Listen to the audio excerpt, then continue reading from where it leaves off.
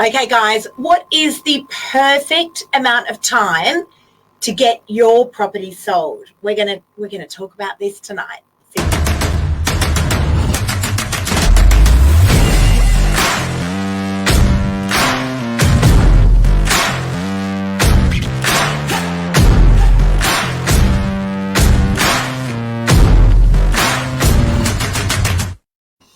The $1 million question. Sometimes multi-million dollar question.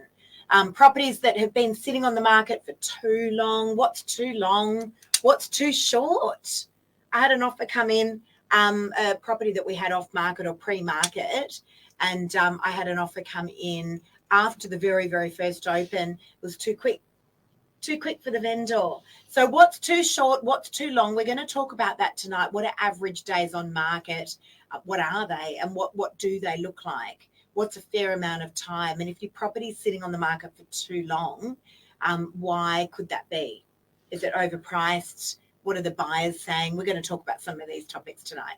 Now, just so you know, there is a days on market analytic, which actually is from when it hits realestate.com or domain to when it actually is exchanged. There's actually numbers for each suburb, as in called days on market. DOM.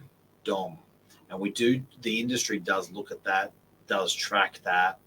It doesn't take into consideration pre-market activity, so agents' websites, social media, and properties getting sold prior to that. Which is a lot. Which is huge. Yeah. How much do you reckon gets done off market, pre-market, agent website? I reckon there's a huge amount now. I really do. Third?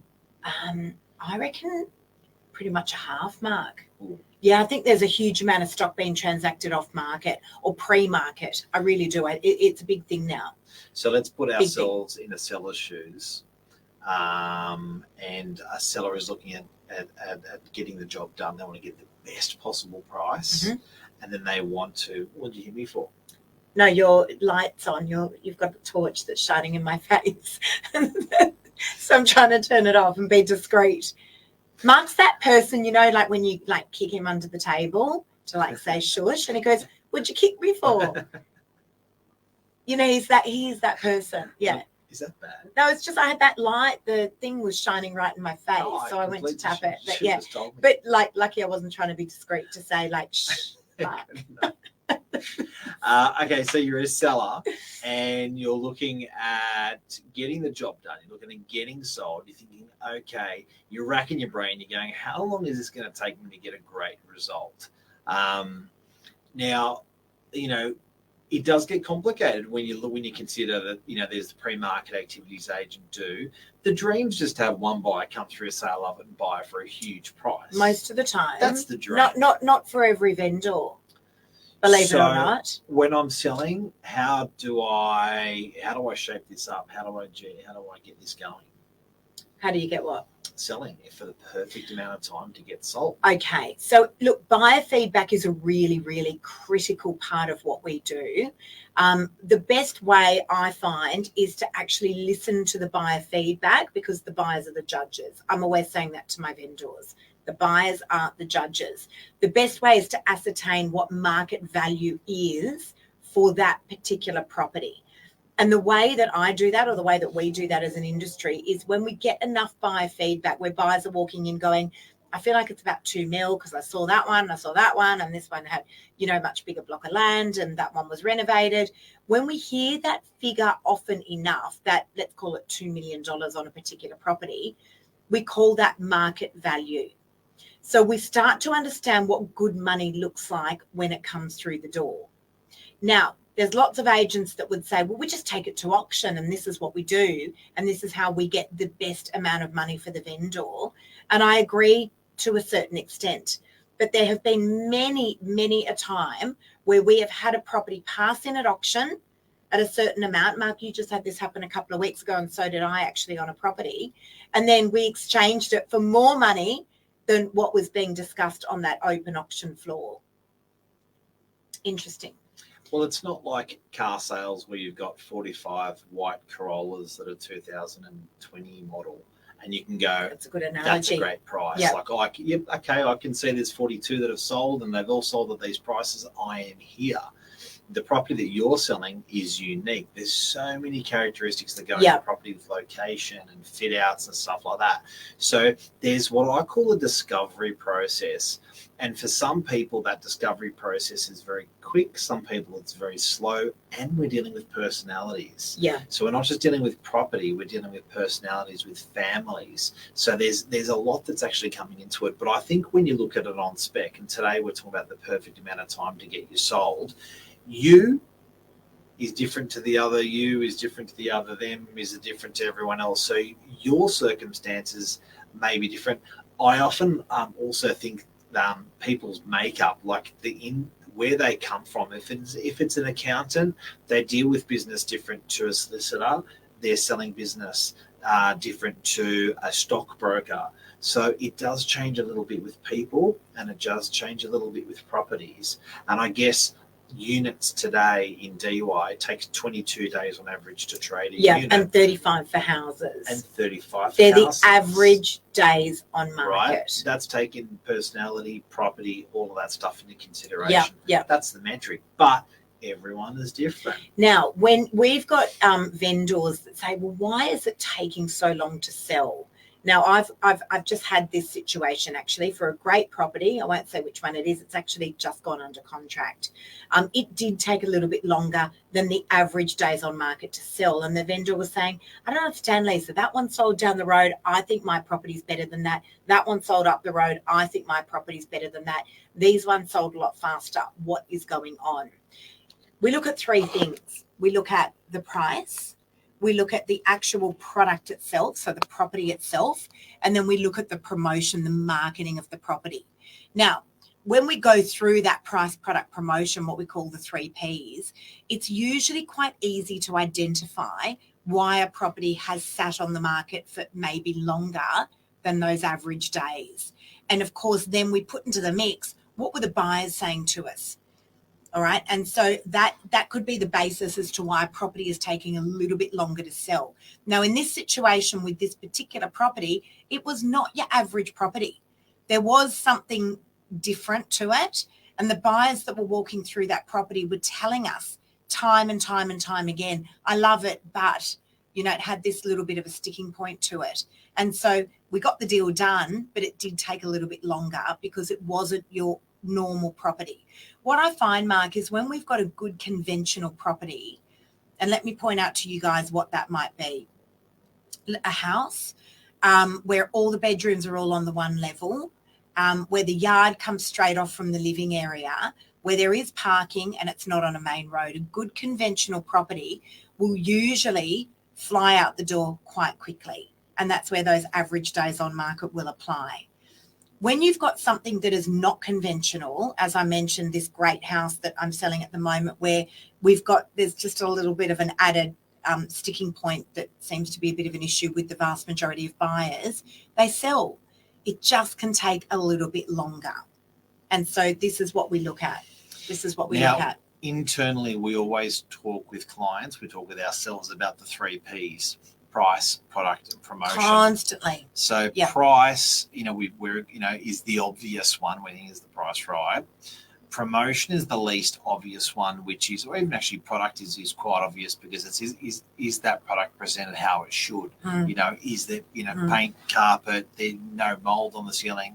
That's presentation. That's the product.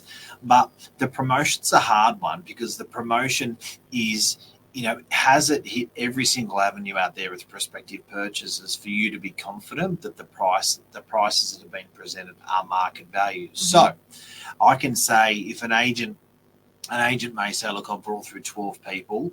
It's not on the portals. It's on my social media, but they have no following on their social media. And these are the 2 offers that we've got.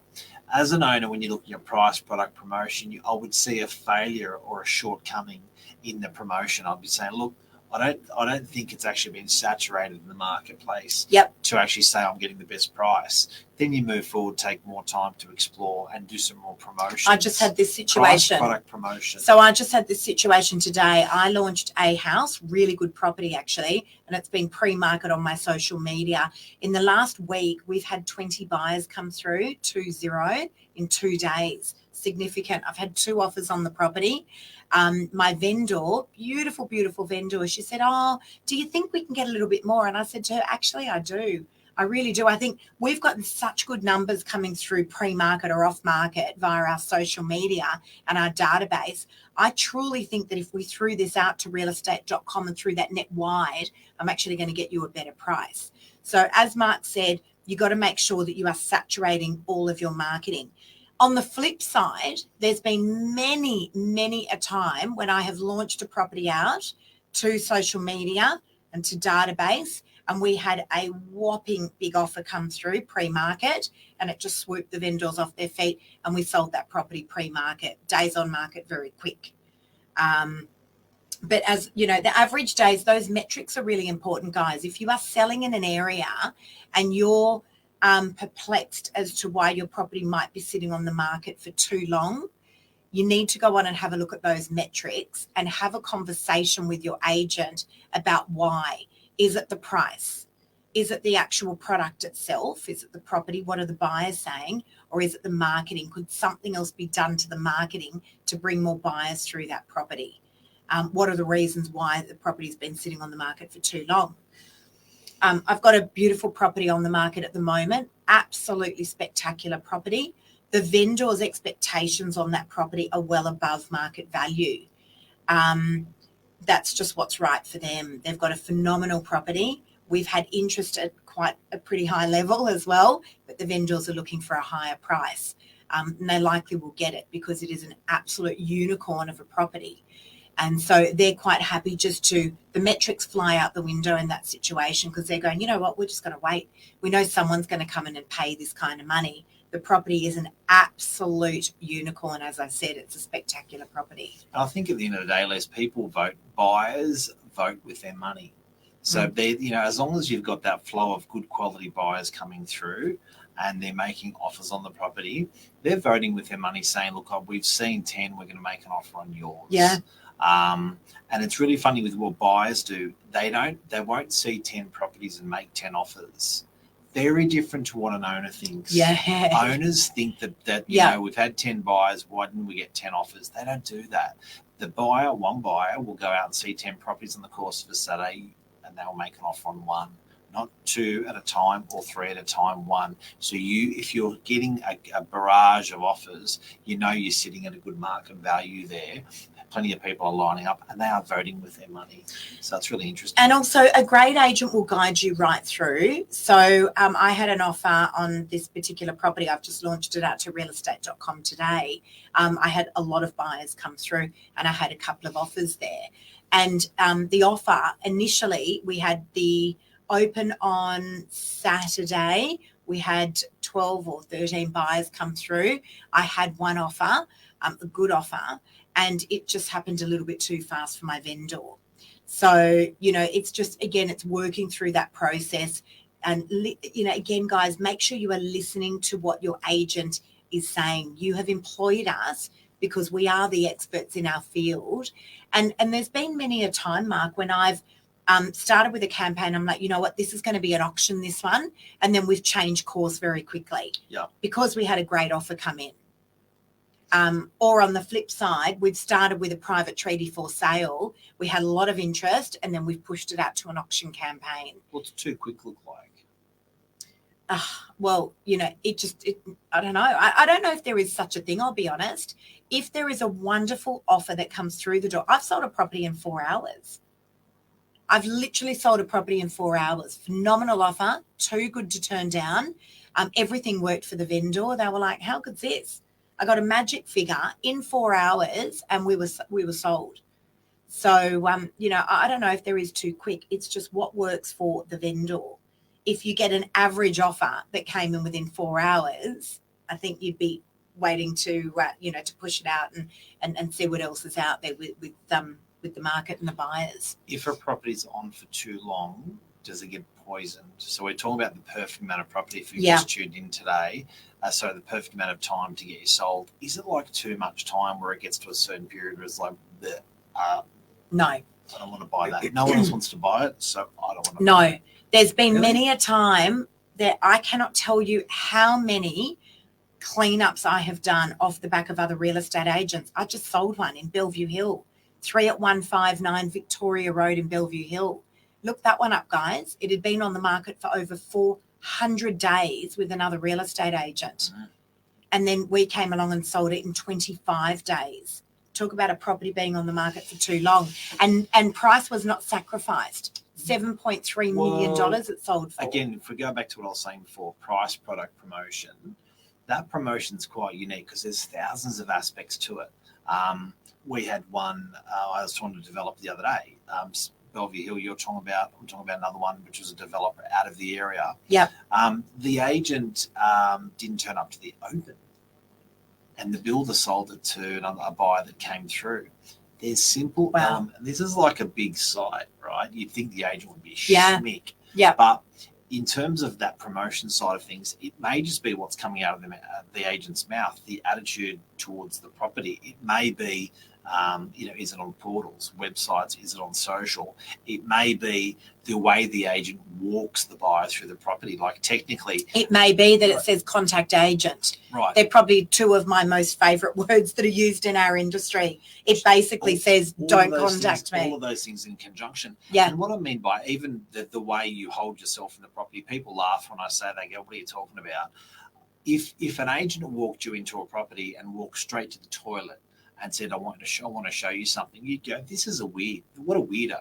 So the way the agent starts the tour, finishes the tour, guides the tour of the house can make you feel really good about it or really bad about it. That's experience. But not only that, there's something to be said about a property that has been on the market for too long.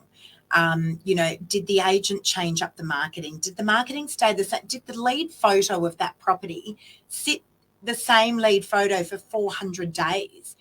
I'm just throwing back, guys, to anyone who's tuned into a property that I just sold a few weeks ago in Bellevue Hill. Yep. Out of area. I'm very comfortable in the eastern suburbs. I was born and bred there. But, 400 days it had been on the market with another agent. I doubt those photos were changed at all for those 400 days. I came along and redid all new photos. We put up all open times. We opened that property 3 days a week. It said contact agent on the ad, which to me basically says, don't contact me. So there were no open times online. There was no price online. The photos probably hadn't changed in 400 days. And there was fresh energy coming through this phenomenal property and a bit of an adjustment to the price guide as well. Not much. We asked the vendor to not change their expectations on price, but we were just going to change our course on what we were guiding. Well, it's funny with pricing, because sometimes people automatically build up a price even when they see a price. So you've got to make sure you're considering what the market expectations are when you're pricing the property, because in some areas they build it up, some areas they're a bit more conservative in their pricing. It's really funny. Yeah. But I do have to say that what they say the definition of insanity is to do the same thing over and over again and expect a different result. Yeah. So I think sometimes agents build a campaign. They think it is the perfect campaign. It is the perfect headline. They are the perfect photos. Leave it. And then they go on. That's right. And then wonder what happens. Perfect. So, but again, we draw back to the 3 Ps, guys. We're talking about days on market for a property. Is there too short? Is there the absolute perfect storm? Is there days on market that are too long? And so there is rationale behind all of it. The most successful properties that I have sold, where we have gotten properties sold in a really good period of time for a really good price, have been where the vendor has allowed me to do what I needed to do to get the property sold. That's where I've seen the most successful ones, where the vendor doesn't say, I don't want you putting that guide on the property. It's trust. It's trust. It's trust. It's trust. They're the most successful campaigns. In Lisa, we trust. You should get a tattoo with that. I think. I love that. We've got some comments tonight, Mark. No one's asking. No comments. Nothing. Guys, feel free to intervene. We are running a live show here. So feel free to throw your comments in. Maybe you've had an experience. Maybe your property's on the market. Maybe you're an agent. Maybe you're a buyer. Really interested to hear what you guys think. It's a real thing. It's a real metric. It's conversations that we are having constantly. I've got a question. Yes. Has the perfect amount of time changed since the market changed? Oh, there's without a doubt. Days on market does definitely change depending on what the market is doing. Absolutely, without a doubt. There are times, and it's all supply and demand. So if we have an oversupply of stock on the market and an undersupply of buyers, those days on market are going to get longer, and vice versa. I love a graph. That's quite a hectic graph. I love a graph. That's it. It's in I focus love a now. graph. Explain this to us, Mark. No, you. No, I'm not the data girl. Okay. Although I have trained myself to love data. Okay, so that's quite a hectic graph. Where's that for? Cromer. Okay. Heaps of houses in Cromer. Yep, not many apartments there. The nice thing about this, look, can I do this? Watch this. Everyone's going to get angry. Uh-oh. What are you doing, Mark? That didn't work. Now we've lost our phone. Their days on market. There you go. That's a nice distance. So to have a look, 10 years. Cromer, typical core suburb, Northern Beaches, and look, it was 10 days on the market as an average back in the old days 10 years ago. Days on market went up. That looks like COVID to me. Then they went down, look at COVID, and now they've been building up gradually. That's exactly the sentiment. And if you don't believe that suburb, give me another one. I think they're all those graphs I think are going to look like that. I'll give you the suburb of DY. That's just because that's where our office is. DY, so let's look at DY. 10 years. Let's have a look. Looks like a roller coaster. Yep. All right, there you go. Days on market sort of all over the shop. But again, guys, understand it's supply and demand. One would expect that if there is not a lot of stock on the market and we are seeing an oversupply of buyers, what's going to happen to the days on market? They're going to shrink right in. At the moment, we are seeing average days on market, average being 22 to 30 days on market, approximately around DY. We've just drawn on one suburb. And that's because we are seeing an average amount of property in the market. Stock levels aren't high, stock levels aren't low. It's a very balanced market at the moment. So I'm not surprised that we're seeing that average days on market. So in conclusion, before we go, the perfect amount of time to get you sold is? I would have to say are we talking about in a particular suburb or just in general? In general. I think, guys, if you have been sitting on the market for more than 40 days, it's starting to get a little bit long in the tooth. You need to be looking at those 3 Ps with your agent, the price, product, promotion. I think if you're going past 40 days, it's not to say something is wrong with your property. It's just little alarm bells should definitely start to be ringing to say, all right, what's going on here? Keep it fresh. Price, product, promotion. And that agent, your agent, guys, should constantly be mixing up your campaign. They should constantly be playing around with, pricing if they're able to. Fresh text, fresh photos. Avenues, yes. Your fresh agent, swap them out. Yep. Whatever you need to do. There you go. Hopefully that's helped you guys. Love you. See you guys. See ya. Bye. Bye.